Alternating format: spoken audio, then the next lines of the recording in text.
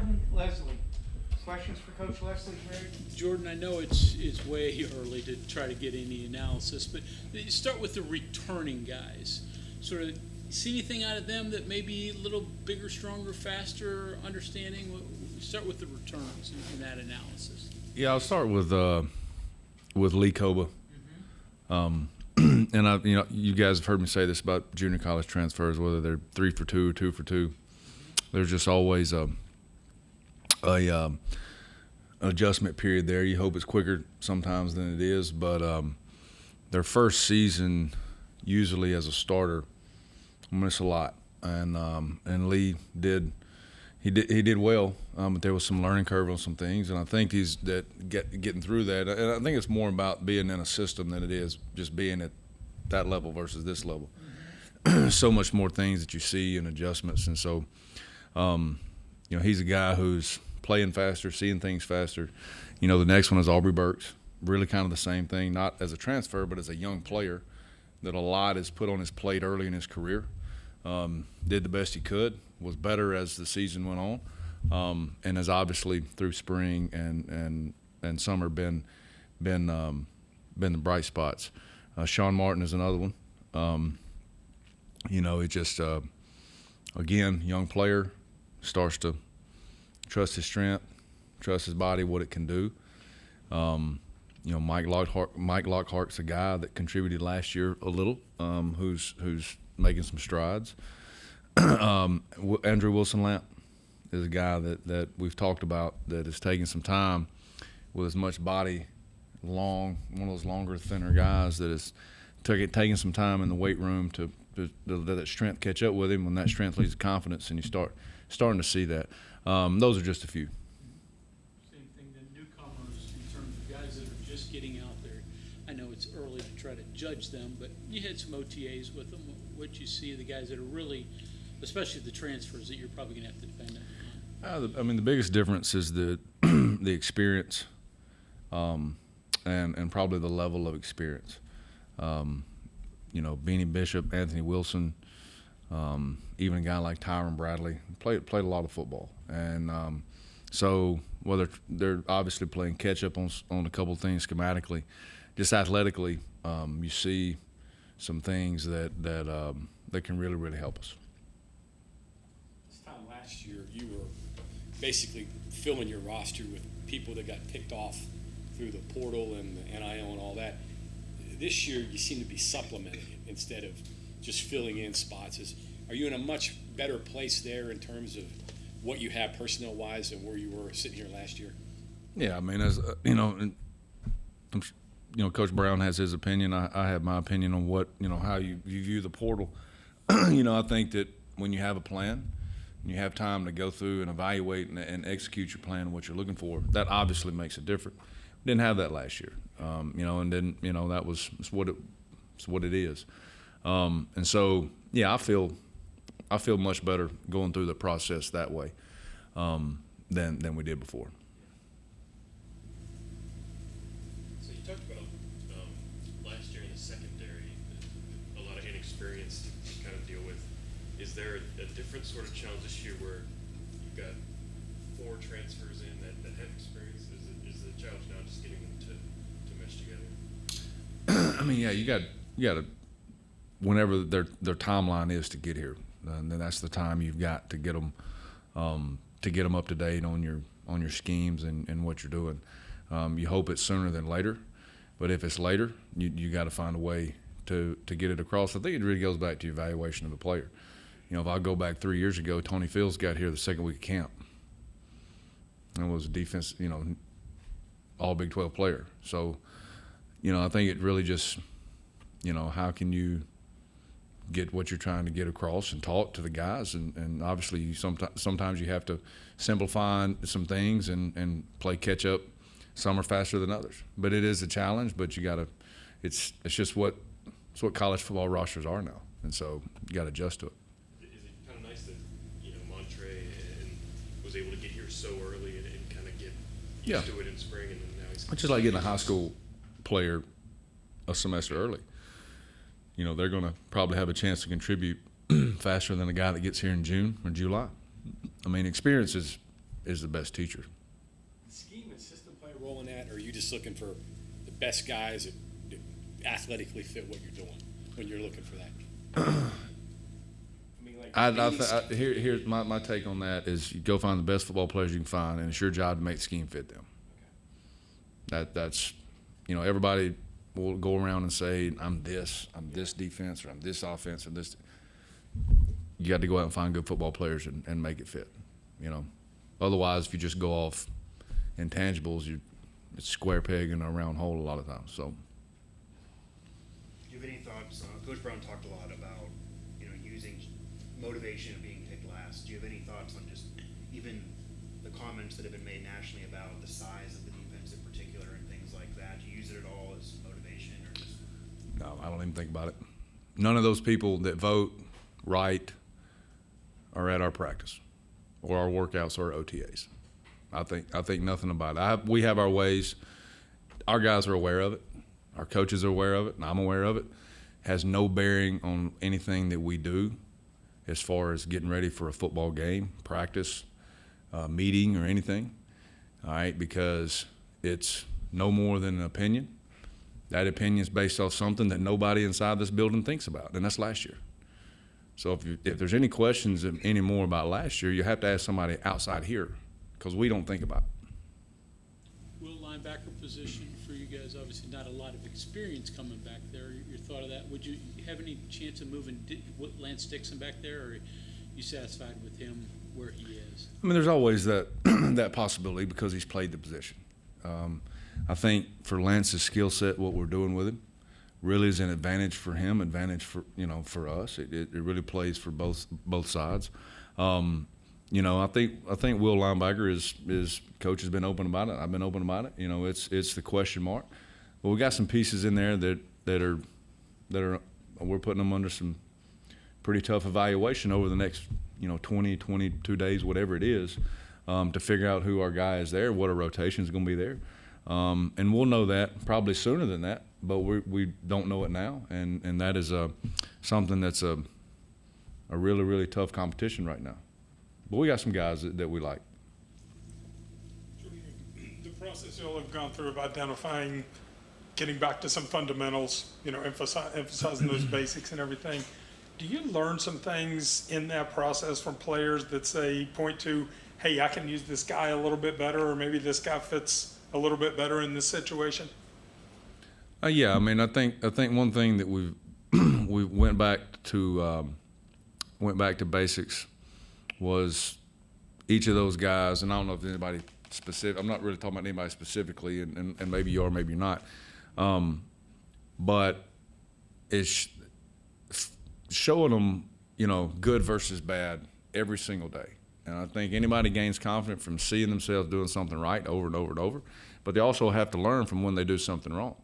And so we just went back and said, all right, in the winter, in the spring, and in the summer, with the OTA style of things, is we spent more time on video on fundamental things than we did on schematic things. And I think that's really, really helped a lot of our guys. And everybody talks about experience. Again, it's the best teacher.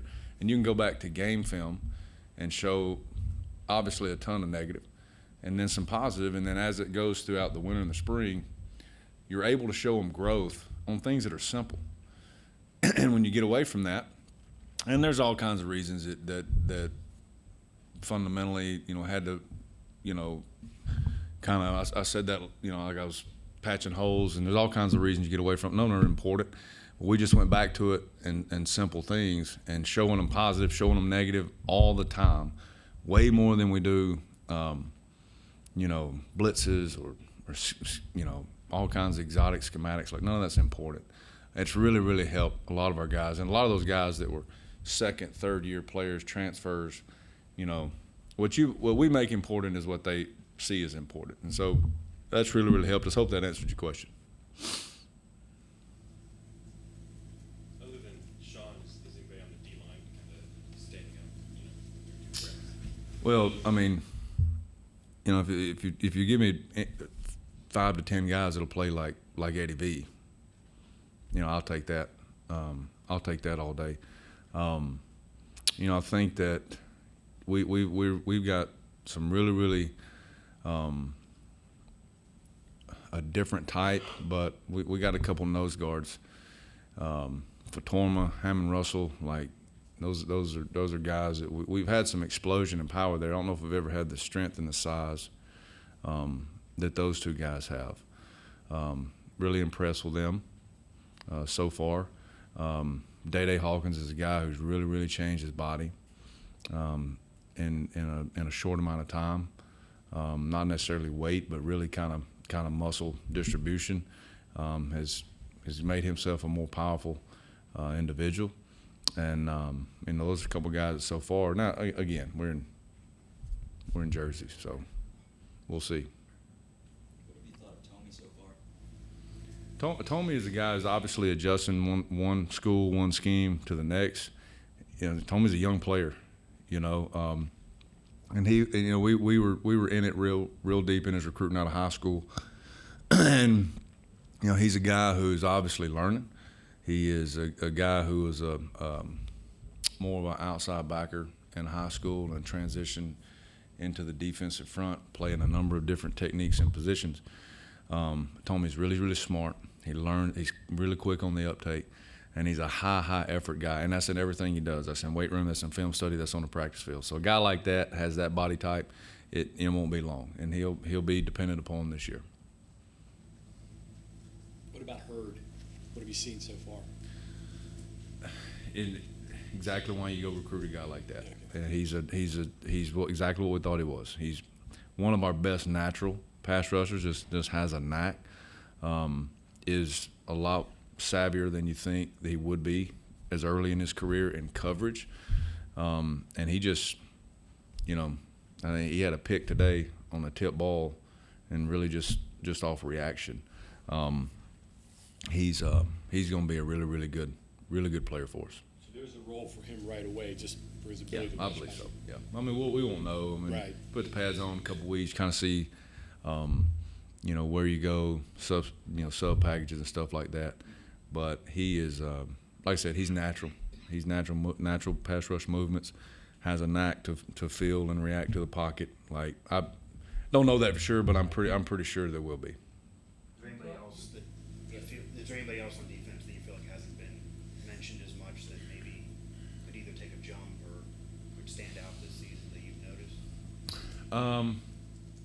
You know, I think Trey Lathan is a guy right now that is showing some big improvements. Again, a young player, and probably, you know, you look at that will linebacker position, probably where we need him to make an impact. You know, young guys. I tell you, a young corner that is athletically and made a play yesterday that was more of a really smart situational play that nobody has thought a lot about, mainly because he played running back in high school, and that's Jordan Jackson. Has done some good things so far. Is a naturally fast guy. Has a good body on him, good length. You know, I think he'll find a role somewhere from defense to special teams this fall. You're talking about showing guys negative plays and, you know, trying to learn from it. How do you approach that? I mean, that's kind of hard to do. I mean, some guys take criticism well, some guys don't. How individualized do you get? Is it arm around the shoulder, or is it, you know, how do you approach it? I mean, I think every kid's different. I think it's a little bit of everything. I think the number one thing, let's just take the kids now versus when I was, not that I'm young, but when I was in high school, college, I never really had to know the why. You know, it was like, hey, do this, and here's how you do it. If you don't do it, I'll find somebody else to do it. And that's just kind of how a lot of us come up. And I think now with the number of, and I don't know what it is, you can say it's social media or technology or whatever. But I think as long as any kid, my point is, as long as any kid understands the why, you can show them anything you want to. Like, here's why I'm showing you this. Here's where it not only hurt you, but hurt the other 10 of us. Then they'll understand it. And I think as long as you always have why you're showing them what you're showing, and then immediately follow that with the positive of what you're trying to get them to do. I think it makes it much easier. I think any good teacher does that, and that's the way we do it. How much can you work with Josiah Trotter in terms of classroom work? How do you keep him involved while he's obviously rehabbing? Yeah, I mean, this it's obviously something you can't control, so you keep him in the meeting room, keep him around the guys, keep him around the locker room. Josiah's a great teammate. I mean, he's there, he's learning. It's just, it's all schematics for him and learning. And I say schematics, it's a lot of it's about our systems as a team, as a defense, things that we do, things that we're going to repeat every single cycle, whether it's winter, spring, summer, fall. It's learning all, just sitting down and watching. And obviously the number one thing is getting healthy, especially now with all the techniques they have, and the knee's probably better on the back end than it was on the front end, but it's all about the rehab. So that's where the focus is, obviously. But he doesn't miss a beat. He's upbeat. He's positive, and like I said, he sits in the meeting room. He learns techniques, fundamentals, system, scheme, and he'll be better for it down the road. Where do you want to see some of these positions settled when you have to start making the hard decisions on who's going to be where and what? Is it you still got a couple weeks away before you have to make these hard decisions, or would you like to see them settle a little sooner? Well, you'd obviously like to see them a little sooner, and some will settle a little sooner based on the experience that you have at some positions, and some will not, but it's not necessarily because of you don't have a player there. It's for this group. I think this is probably the best quality depth. And so some of those positions, like, all right, we're going to name a starter, but we're probably going to have to find 40% of the snaps, to where before it was a little more 70, 80%, 10, 20%. And a lot of positions, not all of them, but a lot of them we have, and that's a good problem for us. You could have some 1Bs maybe? Yeah, yep, sure could. To that end, I'm assuming then that there's more of a confidence that if injuries would happen or if something would occur, that there's more of a plug and play, it wouldn't kind of collapse the defense. Because Aubrey talked about in the spring that after Woods went down, they were looking for a vocal leader for games on end.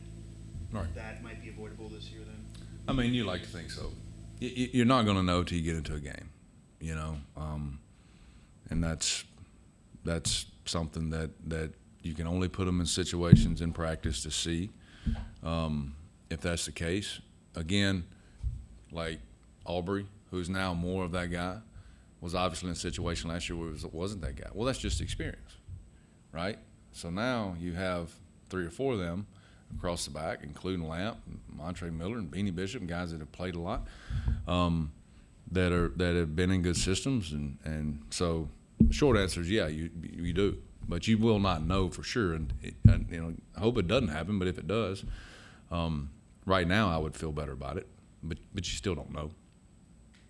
Jordan, on your secondary acquisitions, I've been listening to you talk. You mentioned good players, veterans. You got guys who are taller, longer, faster.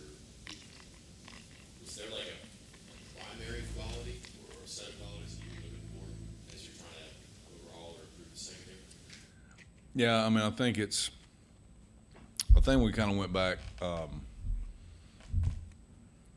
I don't want to give it just a generic answer and say a ball player, but I think that carries a lot more weight in the evaluation, maybe as opposed to the last couple of years than straight up intangibles. Does that make sense? Because when you're looking at guys on video, especially early or the first portal cycle, and at that point you're looking at starters and guys that are significant contributors, and for whatever reasons they're in the portal is not important. But that's the video you're looking at instead of looking at who's the best available. It's a big difference. And so we just went back and said, all right,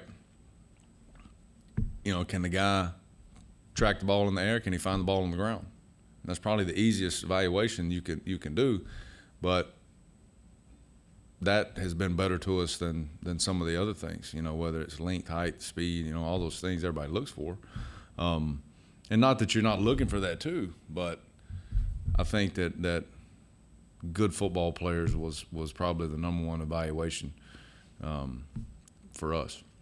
Not that you wouldn't look for good football players in the front, but guys like Mulva, the guys you fire up front. Is that, can you be more specific there? Because you like explosion. You can just do a lot with that. Is that bedrock where you have to have, or is it, all players there too? It's just a difference in qualities. No, not necessarily. I think it goes back and really, like, what are you trying to be? And we had a luxury. I go back with Darius and Dante, who were extremely, maybe not, Darius more than Dante when you talk about intangibles as far as D linemen. But they were extremely explosive. They were really good on the run. They were really good on the move, and they created issues for guys in the run game and protection. And we essentially built the defense around that. Now, you look at the film and you go, all right, let's look at nose guards. And not that it's fit what you're specifically trying to do. It's like, all right, this is the guy that really, really like in this position. He allows us to do A, B, and C, maybe not C, D, whatever. So, again, you're right, you get the best ball player. But one thing we did try to do in all of those positions was get a little bigger, a little longer. And so, and the defense will have to, will mirror that, and have to go along with their skill set. So, that's kind of, I guess, a yes and a no up front. We did want to get a little bit bigger and a little longer, but you're still going to take good ball players and explosion where you got it and where you need it. So, or where you can find it and where you need it, sorry. Okay, anything else, Coach? All right, thank you very much. Thanks, guys.